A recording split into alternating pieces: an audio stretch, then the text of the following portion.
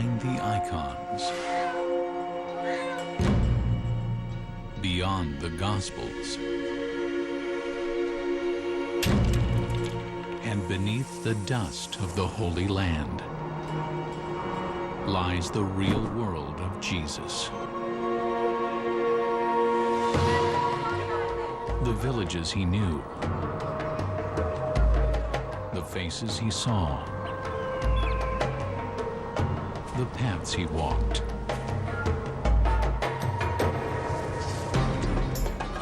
Now we're reconstructing his world.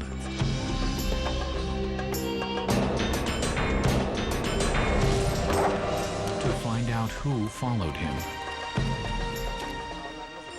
who listened to him, and to uncover the real message of Jesus the preacher.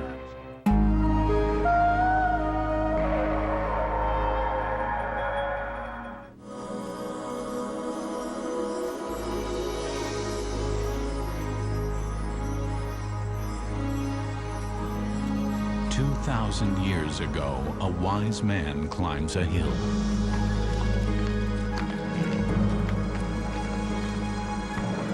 A crowd gathers below. He turns and begins to preach. Love your enemies. Do good to those. The words that come from his lips still echo today. Can the blind lead the blind? Do not judge, so that the moment lives on in images painted across the centuries. Search and you will find. Knock and the ideas define a new religion. Blessed are the meek, for they will inherit the earth. Do to others as you would have them do to you. Jesus preaches the Sermon on the Mount. To this day, priests rise in front of congregations just as Jesus did. The Sermon on the Mount is a cornerstone of Christianity. But is this the way Jesus really got his message across? At a huge open-air rally? Many New Testament scholars think this picture is flawed. There is the challenge of assembling this many peasants in rural Galilee, will be humbled, and those who humble themselves, and of them being able to hear Jesus' words. blind lead the blind. Do not The judge. Gospels agree that Jesus was with a large crowd when he preached the sermon. And great crowds followed him. A great multitude of people from all Judea. Large crowds did gather in the ancient world.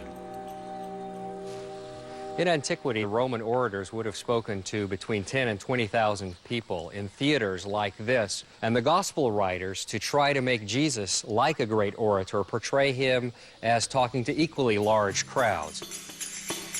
Jesus could have only spoken to a large crowd if he'd had the help of a natural theater, a bowl-shaped hillside. But the traditional site of the sermon is on this broad, open slope rising above the Sea of Galilee in Israel. The Church of the Beatitudes marks a spot just above the village of Capernaum, where the Gospels say Jesus went immediately after his famous speech.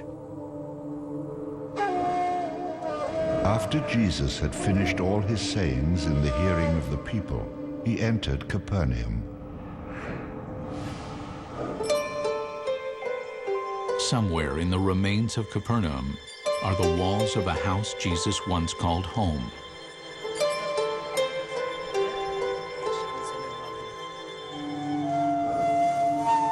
When he returned to Capernaum after some days, it was reported that he was at home. It's clear that much of Jesus' teaching occurred around the Sea of Galilee. And the site of the Church of the Beatitudes is, of course, right on the shore of the Sea of Galilee. So if Jesus didn't teach there, he would have taught very nearby. There is no natural theater on the Mount of Beatitudes. And a closer look at the two gospel accounts of the sermon in Matthew and Luke only confuses the search. When Jesus saw the crowds, he went up the mountain. In the Gospel of Matthew, Jesus goes up onto the mountain and he speaks with his disciples. Luke's sermon has the geography reversed. He came down with them and stood on a level place. In the Gospel of Luke, he does not go up into the mountain. He comes down out of the mountains, comes to a wide open space, a plain, and gives his sermon on the plain. These conflicting gospels cannot lead us to a location with the necessary acoustics for a large-scale sermon. Then there's the question of logistics, the nuts and bolts of how Jesus gathered a crowd in rural Galilee. The Bible does not record the number of people at the Sermon on the Mount. But other gospel accounts lead us to believe that Jesus regularly drew thousands of followers. The Gospel of Mark tells how Jesus miraculously multiplied 2 fish and 5 loaves of bread to feed a crowd.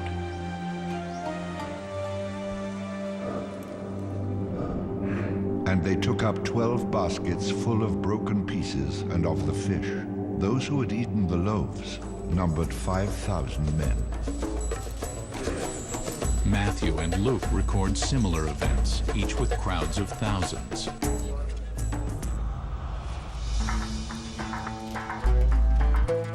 How many people could realistically have made it to the Sermon on the Mount or the Sermon on the Plain? Archaeologists estimate fewer than 1,000 people lived in Capernaum at the time of Jesus. The residents survived by fishing and working the land.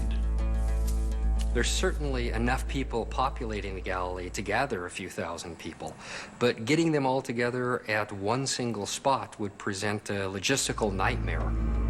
Most villages in Galilee had populations of 1,000 or less. There are fewer than 10,000 people in total within a few hours' walk of Capernaum. Getting thousands of people to the sermon would be extraordinarily difficult. The notion that people would assemble, I think it's perfectly reasonable, but I don't think we should expect massive crowds. Hard-working peasants would not have the free time to devote an entire day to a religious speech. Jesus could have pulled larger crowds in the nearby cities of Sepphoris or Tiberias, each home to 10,000 souls. But those cities never show up in the New Testament. So far as we know, Jesus, during his public ministry, never goes to a city. He goes to some towns. So if it was difficult for crowds to get to a sermon, and if it was hard for them to hear what Jesus was saying, then perhaps a sermon was not the best way for Jesus to get his message across.